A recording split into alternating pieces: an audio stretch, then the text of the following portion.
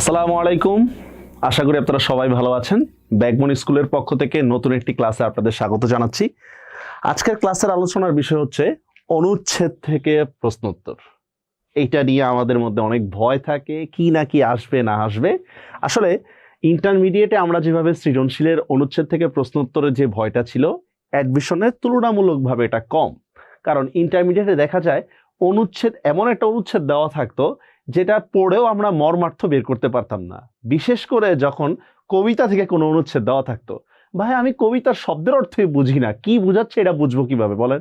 কিন্তু অ্যাডমিশনে সেই ভয়টা নেই। অ্যাডমিশনে আপনাকে একটা অনুচ্ছেদ দেওয়া থাকবে যেটা মূল গদ্যের মধ্যেই রয়েছে।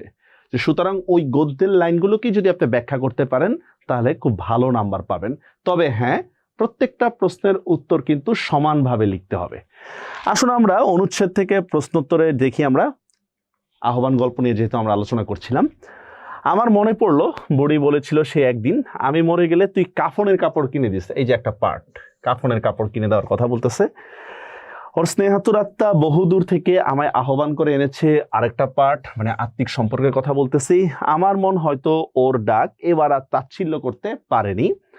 আচ্ছা, কাপড় কিনিবার টাকা দিলাম, নাচ জামাই বলে গেল মাটি দেওয়ার সময় একবার যাবেন, বেলা 12টা আন্দাজ যাবেন।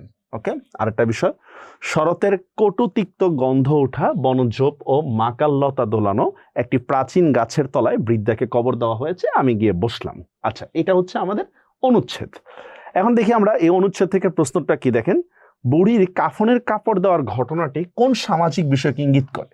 দেখেন, আমি কিন্তু ওইখানে কিন্তু মার্ক করে দিয়েছি যে কাফনের কাপড় দেওয়াটা। তো শাব্দিক মানে স্বভাবত দেখেন, লেখক হচ্ছে হিন্দু ধর্মাবলম্বী আর বুড়ি হচ্ছে মুসলিম ধর্মাবলম্বী। তো দেখেন, লেখক কি বুড়িকে কাপড় কিনে দেওয়া কি ধর্মীয় রীতিতে হবে? না, ধর্মীয় রীতিতে না। এটা হচ্ছে আত্মিক টান, সন্তান মায়ের জন্য করবে। এখানে কোনো ধর্ম, সমাজ, অর্থ কোনো ভেদাভেদ ডেকে আনতে পারে না, সেটাই কিন্তু এখানে বলতেছে। দেখুন, বিভূতিভূষণ বন্দ্যোপাধ্যায় আহ্বান গল্পটি থেকে সংকলিত অনুচ্ছেদে কাফনের কাপড় কিনে দেওয়ার ঘটনাটি একটি অসাম্প্রদায়িক চেতনার প্রতিনিধি। এই যে দেখেন একটা ওয়ার্ড, অসাম্প্রদায়িক চেতনা বলতে কি বোঝাচ্ছে? সেটা হচ্ছে সম্প্রদায় নিয়ে বাড়াবাড়ি না করা। আমি শ্রেষ্ঠ, আমি সেরা, তুমি খারাপ, এইগুলো হচ্ছে সম্প্রদায় নিয়ে বাড়াবাড়ি করা।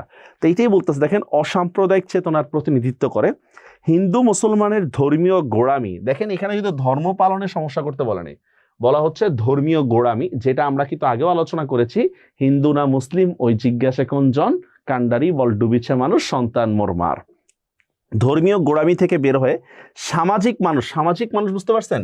অ্যারিস্টটলের একটা কিন্তু উক্তি রয়েছে, মানুষ সামাজিক জীব। সমাজের তাড়নায়, সমাজের কাজে আপনার কিন্তু লাগতে হবে, সেটা হিন্দু হোক, মুসলমান হোক, ধনী হোক, গরিব হোক। সামাজিক মানুষ হিসেবে পরিচয় দেয় উল্লিখিত কাফনের কাপড় কিনে দেওয়ার ঘটনা। তাহলে এই কাফনের কাপড় কিনে দেওয়াটা কি করে? সামাজিক মানুষ হিসেবে পরিচয় দেয়। এটা হচ্ছে ইম্পর্টেন্ট। মানুষ মানুষের ধর্ম থেকে, মানুষ ধর্ম থেকে বেরিয়ে, মানুষ ধর্ম থেকে বেরিয়ে, বুঝতে পারছেন? আমাদের সবার আগে একটা পরিচয় হওয়া উচিত, আমরা মানুষ। এটাই হচ্ছে আমাদের বড় পরিচয়। মানুষ ধর্ম থেকে বেরিয়ে হিংসাত্মক মনোভাব পোষণ করে সমাজে বিশৃঙ্খল পরিবেশ তৈরি করার নজির আছে অসংখ্য। মানুষের মানুষ ধর্ম, আপনারা সাম্যবাদী কবিতা পড়েছেন, যেখানে কিন্তু একটা কথা বলেছে যে যেখানে আসিয়া এক হয়ে গেছে সব বাধা ব্যবধান, কোথায়? যে মানবতার ধর্মে। তার মধ্যে বিভূতিভূষণ বন্দ্যোপাধ্যায় তার আহ্বান গল্পটির মাধ্যমে সমাজের একটি মূল ঘটনাকে কেন্দ্র করে, অসাধারণ মূল ঘটনা কি, যে দুই ধর্মের লোকের মধ্যে মিলন, মূল ঘটনাকে কেন্দ্র করে অসাধারণ একটি গল্প সাজিয়েছে। গল্পটিতে কাফনের কাপড় কিনে দেওয়ার ঘটনাটি সম্প্রীতির এক অনন্য দৃষ্টান্ত তুলে ধরা হয়েছে। মজার বিষয় দেখেন, এখানে কিন্তু তুলে ধরা হয়েছে গল্পের বিষয়টা। আপনারা আবার এইটা দিয়েন না, অমুক নায়ক নায়িকা, অমুক নায়িকা বিয়ে করছে দুই ধর্মের, এইটাকে তুলে ধরেন। ওইটা আর এটার মধ্যে বহু পার্থক্য আছে কিন্তু, কারণ এক্ষেত্রে মা ছেলের বন্ধনটা আসলে তুলে ধরা হয়েছে। তারপর দেখি, ওর স্নেহাতুর আত্মা, ওর বলতে কার? বুড়ির। স্নেহাতুর আত্মা বহুদূর থেকে আমায় আহ্বান করেছে। আচ্ছা, এই তখন তো মোবাইল টোবাইল ছিল না, বহুদূর থেকে আসছে কারণ ভাই আত্মিক টান মোবাইলের নেটওয়ার্কের সাথে সম্পৃক্ত না, ঠিক আছে? কেননা আমাদের কোনো দুর্ঘটনা ঘটলে মারা সবার আগে টের পায়। তা আত্মিক টানের এইটাই এখানে তুলে ধরছে। দেখেন, অনুচ্ছেদের লাইনটি যেন মানুষে মানুষে অকৃত্রিম ভালোবাসার যে বন্ধন সেটাই ফুটে উঠেছে। কম বয়সী একজন ছেলে ও একজন বৃদ্ধার আত্মার যে বন্ধন, শুধু বৃদ্ধা নয়, এর মধ্যে হচ্ছে ধর্মীয় ভিন্নতা, আবার অর্থনৈতিক ভিন্নতা রয়েছে। কারণ বুড়ি ছিল হচ্ছে একজন ভিক্ষুক, মানে আমাদের গল্প অনুসারে তো আহ্বান গল্পের লেখক হচ্ছে কলকাতার মানে হচ্ছে বড় অফিসার। তো দেখেন মানে অফিসার ভিক্ষুক বা গরিব মানুষের সাথে সম্পর্ক রাখতে হচ্ছে বুড়ির ভালোবাসার কারণে, সেটা কিন্তু একটা বিশাল ফ্যাক্ট। বৃদ্ধা মহিলাটি ও গল্প কথকের যে সম্পর্ক তা সব ধর্ম ও বর্ণ বয়সকে উপেক্ষা করে গড়ে ওঠে এক মানবিক মর্যাদার গল্প। মৃত্যুর পূর্ব সময়ে লেখকের কাছে বৃদ্ধা কাফনের কাপড় চেয়েছিলেন। এখানে একটা বিষয় দেখেন, বুড়ি জানে গোপাল হচ্ছে হিন্দু ধর্মে, তারপরও সে সন্তানের মতো বিশ্বাস করে কাফনের কাপড় গোপালের কাছ থেকে চেয়েছে। গল্পকথক কলকাতা থাকলেও হঠাৎ যেদিন গ্রামে আসে সেই দিনে বৃদ্ধা মহিলাটি মারা যায়, মানে মারা যাওয়ার পরে আসে। ওইটাই কিন্তু আমাদের এই লাইন, স্নেহাতুর আত্মা বহুদূর থেকে আমাকে নিয়ে এসেছে। ঘটনাটি বর্ণনা করতে লেখক উল্লেখিত উক্তিটি করেন যে মহিলাটির আত্মা যেন তাকে আহ্বান করেছে। তো দেখেন আসল লাইন হচ্ছে এইটাকেই আমরা এতক্ষণ বিস্তারিত ব্যাখ্যা দিয়ে তুলে ধরলাম। পরের কোশ্চেনটা আমরা দেখি, বৃদ্ধা ও গল্প কথকের কোন দিকটি অনুচ্ছেদে ফুটে উঠেছে? সেম কথাগুলোকে আবার আমরা নতুন ভাবে বলতেছি। দেখুন, অনুচ্ছেদে বৃদ্ধা ও গল্প কথকের গভীর মানবিক সম্পর্ক তুলে ধরেছে। আপনি প্রশ্ন আসতে পারে আপনার, বা আপনি বলতে পারেন স্যার একই কথা বারবার বলেন কেন? ভাই, একই প্রশ্ন যদি বারবার করা হয় ইউনিভার্সিটিতে, আপনাকে একই প্রশ্নের উত্তর বারবার ভিন্নভাবে দিতে হবে। যেমন দেখেন, আমি যদি বললাম তোমরা বাবা ছেলে, এই কথাটা বলছে, পরের বার যদি বলেন বাবা ছেলে তাহলে হবে না, তোমরা পিতা পুত্র, ঠিক আছে, তোমরা ফাদার সন, মানে একই কথাকে আপনি ভিন্নভাবে ঘুরিয়ে ফিরিয়ে বলাটা শিখতে হবে। বুঝতে পারছেন নিশ্চয়ই? আচ্ছা, দিকটি শহরে চাকরি করা একজন যুবক, এই যে শহরে চাকরি করে, দেখছেন এটা কিন্তু আগের ইয়াতে ছিল না, আগের ইয়াতে ছিল কলকাতায় ছিল, আর এখন কিন্তু বলতেছি শহরে চাকরি করা। দেখছেন কলকাতার নামটা কিন্তু তুলে নেই। একজন যুবক তার গ্রামে ফিরে আসেন এবং একজন বৃদ্ধার সাথে তার পরিচয় হয়। প্রতিবার যখন গ্রামে আসেন তখন তার জন্য বৃদ্ধা মহিলাটি ভালোবাসা ও যত্ন নিয়ে অপেক্ষা করেন। আপনারা আগের প্রশ্নের উত্তরে দেখেন, ওইখানেও কিন্তু বলেছি যে বৃদ্ধা কি করে, মানে হচ্ছে লেখকের জন্য অনেক কিছু নিয়ে আসে, কিন্তু বলার স্টাইলটা এবার হচ্ছে ভিন্ন। এখন আপনারা আরো দিতে পারেন এভাবে, লেবু, কুমড়া, লাউ, কলা এগুলোও নিয়ে আসতো। ব্যাস, শেষবার যখন ছেলেটি গ্রামে আসে তখন মুসলমান বৃদ্ধা মহিলা সেই দিনেই কি পৃথিবী ছেড়ে চলে যায়। মোট কিন্তু 4 বার গ্রামে আসে গোপাল, 4 বার। এর মধ্যে শেষের বার যখন আসে তখনই কিন্তু, মানে গল্পের মধ্যে শেষের বার যখন আসে তখনই কিন্তু হচ্ছে বৃদ্ধা মারা যান। এখানে স্বার্থহীন কেন দেখেন, বুড়ি কিন্তু জানে যে গোপালের যথাযথ আপ্যায়ন সে করতে পারবে না। এর মধ্যে আপনাদের খেয়াল আছে যে খুড়া যখন গোপালের পরিচয় করায় দেয় তখন বুড়ি রাগান্বিত হয়। হ্যাঁ, মায়ের কাছে আবার ছেলের কিসের পরিচয়, মানে মনে মনে কথাটা। স্বার্থহীন, ধর্মীয় সম্প্রীতির ভালোবাসা অনুচ্ছেদে ফুটে উঠেছে।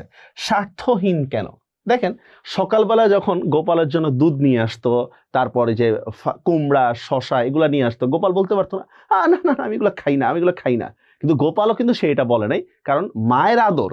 একটা মা দেখবেন আলু ভর্তা ডাল দিয়ে রান্না দিলেও কিন্তু সেটা হোটেলের কিন্তু ইয়া থেকেও ভালো হয়, গরু গোস্তের চেয়ে ভালো হয়। কারণ আপনি রান্নার স্বাদ হয়তো পাবেন না, কিন্তু অন্তরের যে টান সেটা তো আর অন্য হোটেলে যায় পাবেন না, ঠিক না?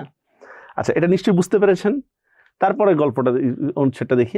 অনুচ্ছেদটি মূল গল্পকে কতখানি বর্ণনা করেছে? দেখেন, আমরা অনুচ্ছেদের এমন একটা অংশ নিয়ে আলোচনা করতেছি, বলা হচ্ছে মূল গল্পকে কতখানি বর্ণনা করেছে। মজার বিষয় হচ্ছে এখানে প্রায় কমন অ্যান্সার হচ্ছে, সেটা কি জানেন? সিংহভাগ বর্ণনা করা হয়েছে। এটা হচ্ছে কমন অ্যান্সার। কারণ একটা 2 পৃষ্ঠার একটা গল্পকে, 3 পৃষ্ঠার একটা গল্পকে আপনি কয়েক লাইনে সব তুলে ধরতে পারবেন না। কিন্তু যদি এভাবে দেন সিংহভাগ তুলে ধরা হয়েছে, আংশিক তুলে ধরা হচ্ছে, তাহলে আপনি কিন্তু উত্তরে পার পেয়ে যাবেন। আসেন, মানুষের স্নেহ, মমতা, প্রীতি, দেখছেন আবার সম্প্রীতি বলিনি, প্রীতির যে বাঁধন তা ধন সম্পদে নয়, হৃদয়ের নিবিড় আন্তরিকতার স্পর্শে গড়ে ওঠে। ওকে, তাহলে ধন সম্পদে নয়, কিসের মাধ্যমে গড়ে ওঠে? আন্তরিকতার মাধ্যমে গড়ে ওঠে। ধনী দরিদ্রের শ্রেণীবিভাগ ও বৈষম্য, বিভিন্ন ধর্মের মানুষের মধ্যে যে দূরত্ব, সংস্কার ও গোড়ামির ফলে গড়ে ওঠে, তাও গুছে যেতে পারে নিবিড় স্নেহ ও ভালোবাসার আন্তরিকতায়। দরিদ্র পীড়িত গ্রামের মানুষের সহজ সরল জীবনধারার প্রতিফলনে এই গল্পের অন্যতম উপজীব্য। এই দেখছেন এই লাইনটা, দরিদ্র মানুষের, দেখেন একটা বিষয় দেখেন, আমরা যখন গ্রামের মধ্যে যাই, গ্রামের মানুষ কি অবাক হয়, আরে কি পুকুর থেকে মাছ ধরে রে, এই করে রে, সেই করে, মানে অন্যরকম একটা আন্তরিকতা। আর দেখা যায় আমাদের বাসায় যখন কোনো কেউ আসে গ্রাম থেকে, তখন ঠিক আছে ভাই খাওয়াইতে রাজি আছে, সব কোন জায়গাটা নিয়ে চিন্তায় থাকে। দেখেন আমাদের মনোভাব আর তাদের মনোভাবের মধ্যে কিন্তু অনেক পার্থক্য আছে। ঠিক এখানে একই কথা বলতেছে, দরিদ্র পীড়িত গ্রামের মানুষের সহজ সরল জীবনধারা, কোনো প্যাচ নেই, সহজ সরল জীবনধারার প্রতিফলনও কিন্তু এই গল্পের অন্যতম উপজীব্য, এবং অনুচ্ছেদে সেই সম্প্রীতি ধারণ করেছে। তাই বলা যায় এই দেখছেন গল্পের সিংহভাগ বর্ণনা করেছে। তো আশা করি বুঝতে পেরেছেন অনুচ্ছেদ থেকে প্রশ্নোত্তর করবেন কিভাবে। এভাবে ফলো করে যদি লেখেন তাহলে ভালো নাম্বার পাবেন। তবে ঠিক এভাবে অনুসরণ না করে আপনি আপনার মতো করে লিখবেন কিছু নিয়ম কানুন ফলো করে। তো পরবর্তী ক্লাসে আবার দেখা হবে। আল্লাহ হাফেজ।